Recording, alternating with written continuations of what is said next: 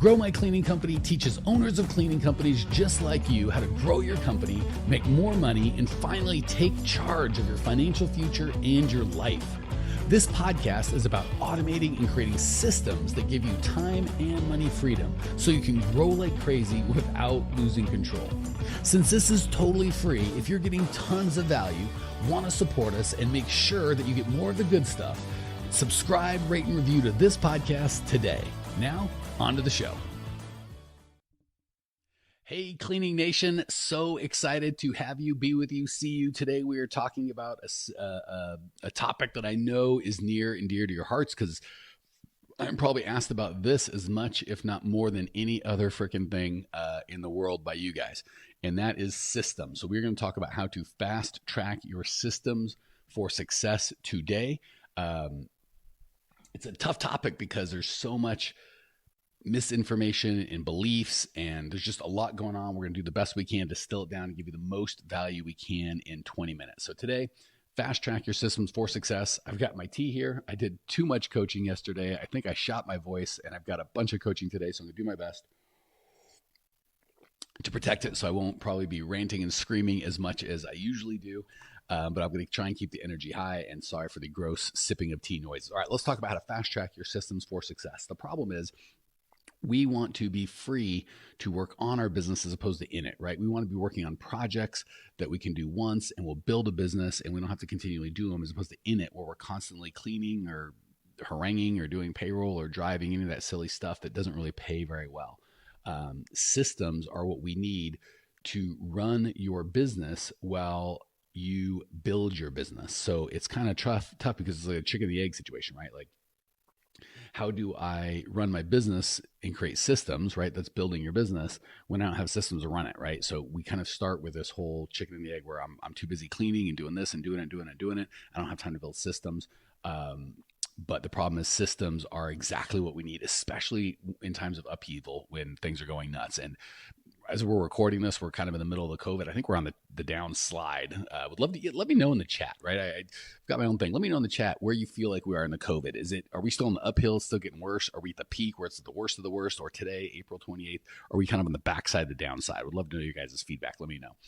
So that said, we need systems all the time, but especially in upheaval. And the problem with business is we're always going to be in upheaval, right? The time I'm recording this, the world's in upheaval with the COVID thing. But even when the world's not in upheaval, every business I've known has 2 or 3 or 4 or 5 good, big kind of crises throughout a year. And systems are what we need to really overcome that. Hello, Elaine and Daisy and Mark says, love the positive vibes you promote. Glad you're feeling that. All right. Hannah says it's getting better and everyone's getting everyone's getting sick of things getting closed. I am sure about that part of it.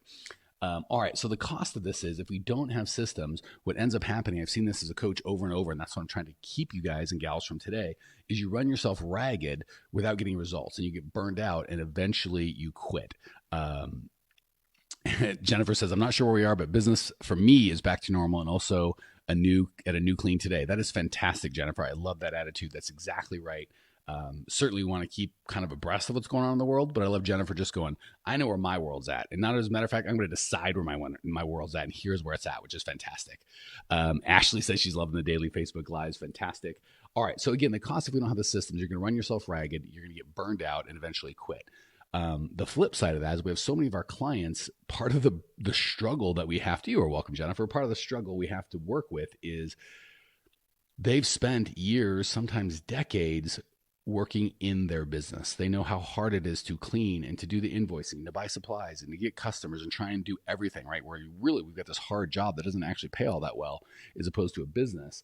And we teach them the systems and processes they need to have the business work for them as opposed to them doing it. They really have to get over a mental block because there's this fear of, holy crap, if I spent the last 10 years doing all this, making $5,000 a month, how on God's green earth can I do 1/10 of the work and make the same $5,000 a month?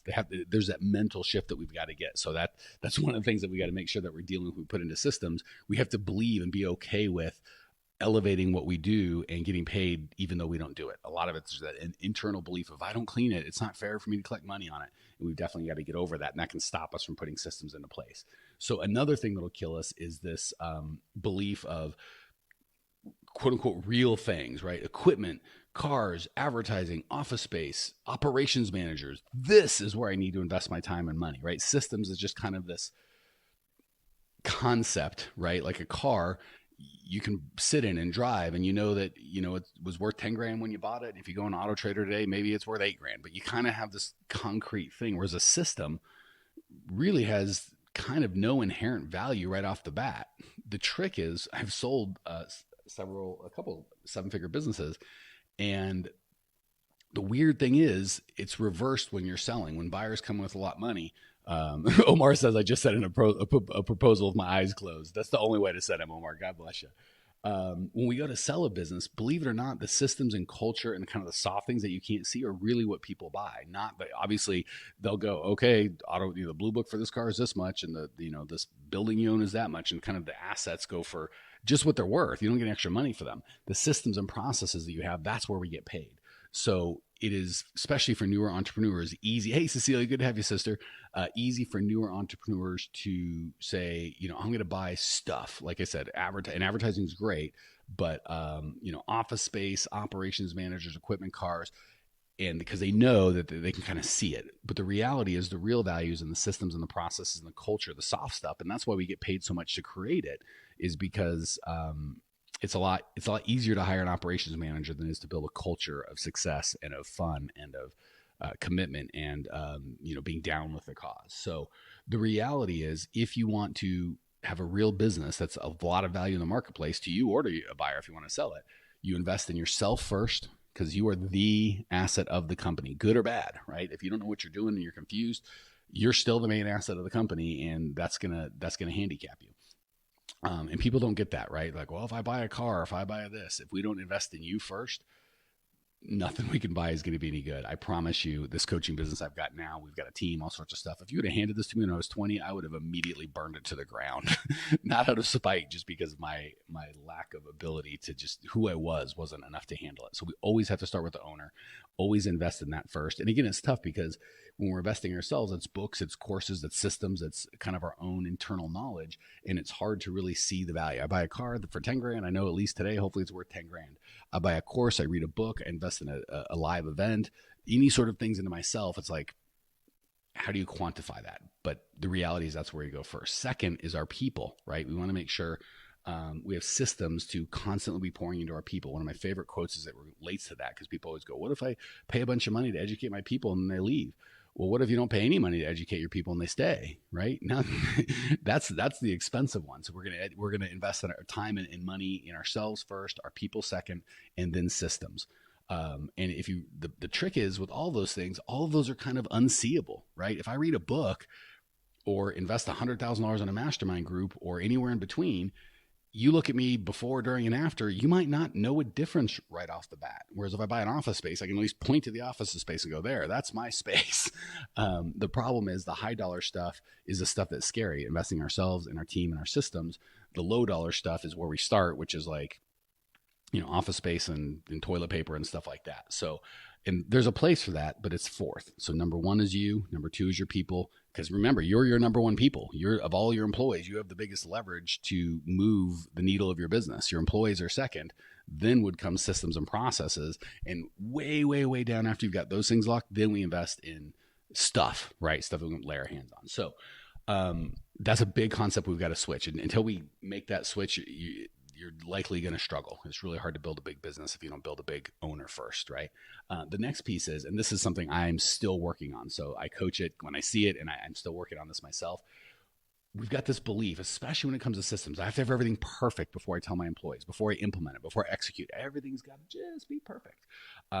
That's not the case. Nothing will ever be perfect. And guess what? You can't get it perfect until you execute it. So we kind of, I used this example at the Millionaire Masterminds yesterday. We're sitting in front of, I think it was them, we're sitting in front of a fire saying, give me some heat and then I'll give you wood. And that's not how it works. We have to give the wood before we give the heat.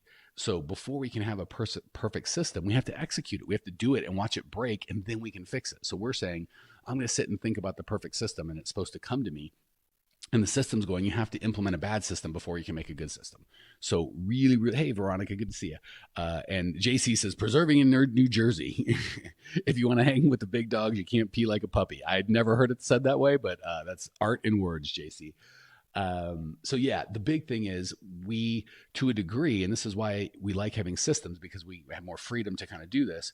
I like the ready, fire, aim, right? At some point, we've got to do something. You can't steer a parked car. So we don't wait for the system to be perfect. We identify what's not working in our business, which has a system. So this other thing, people come to me and go, I need systems. I always tell them, you have systems. You just need better systems, right? You're like, no, you don't understand. Like everything's capped. There's no system for anything.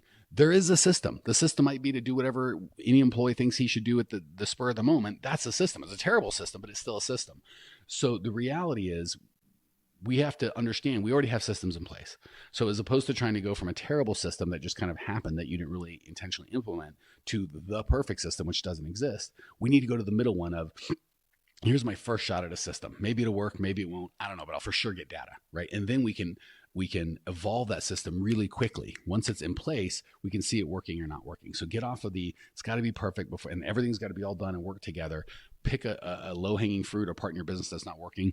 Let's try and fix that, execute, and if we make it worse, at least we have more data. That's okay. So be okay with ready, fire, aim. And again, that's why we love doing the coaching. We can kind of give you a infrastructure of systems and processes and steps. So it's like if you follow these steps, they're like bumpers, right? You might go a little off, but then we're gonna on a bowling alley, right?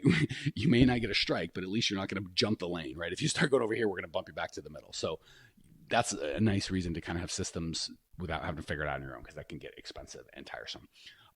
The other thing when it comes to fast tracking your systems for success, people go, they overvalue systems. So the first thing we do is undervalue system, right? It's not a car, it's not a piece, it's not a buffing equipment, it's not a gross of toilet paper.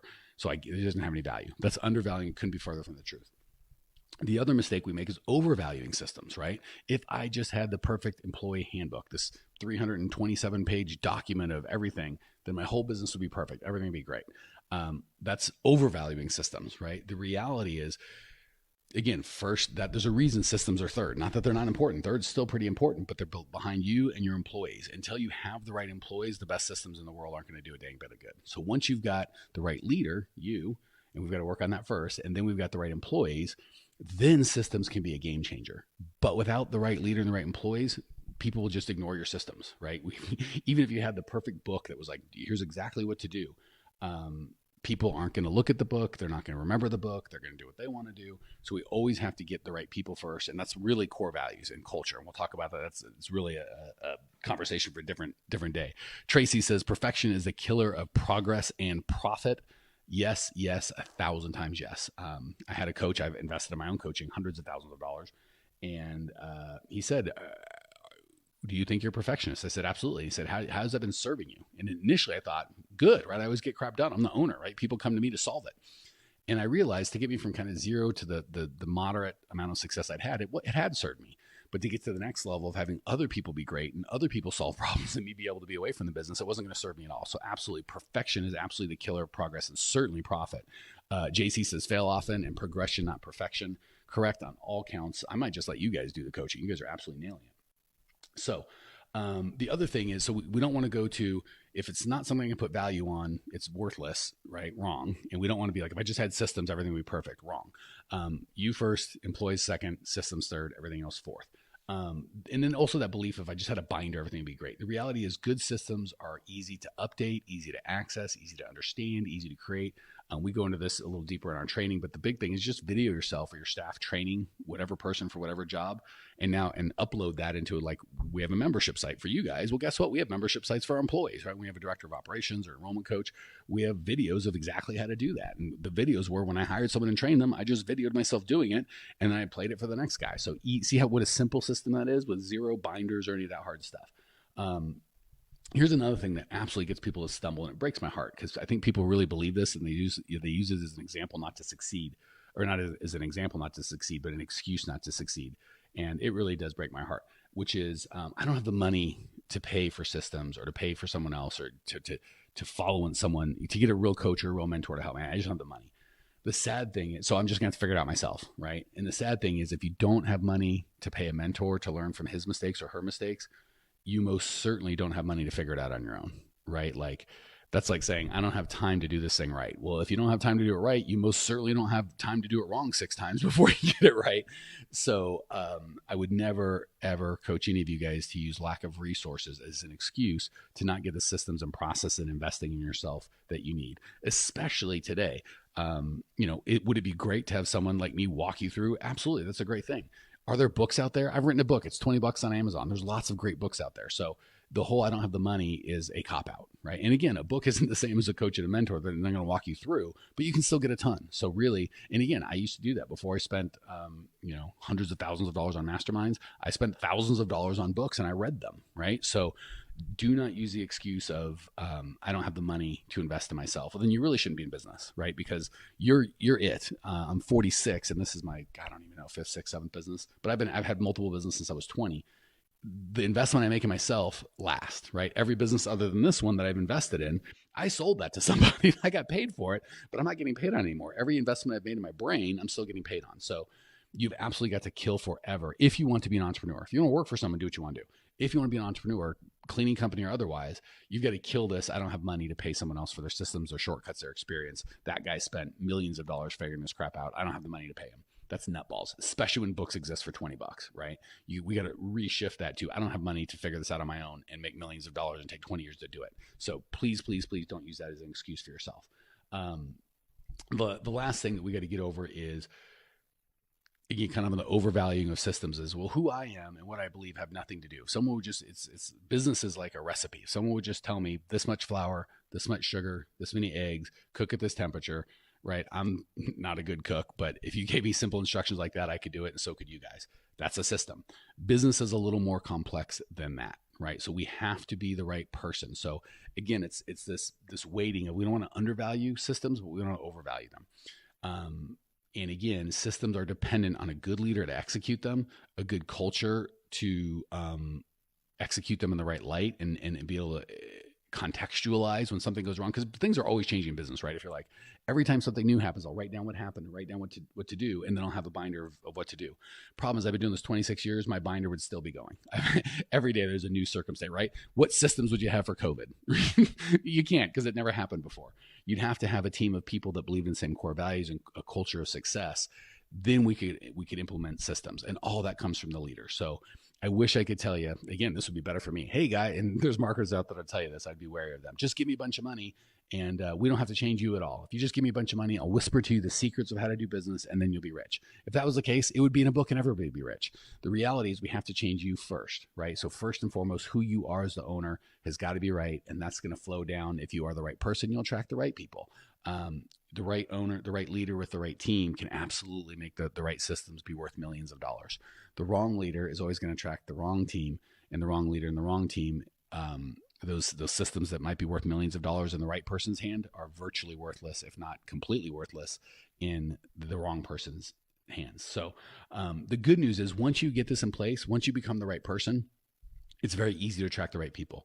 Once you attract the right people, then we get you the right systems. Holy heck, it is like pouring fuel on the fire, baby. It goes, and it becomes natural to grow. It's just a normal, like we always grow 30, 50, 100% a year. That's just how this is. And you get comfortable spending time on your business, on the higher level things that really bring value, as opposed to in it, kind of cleaning and running and doing it.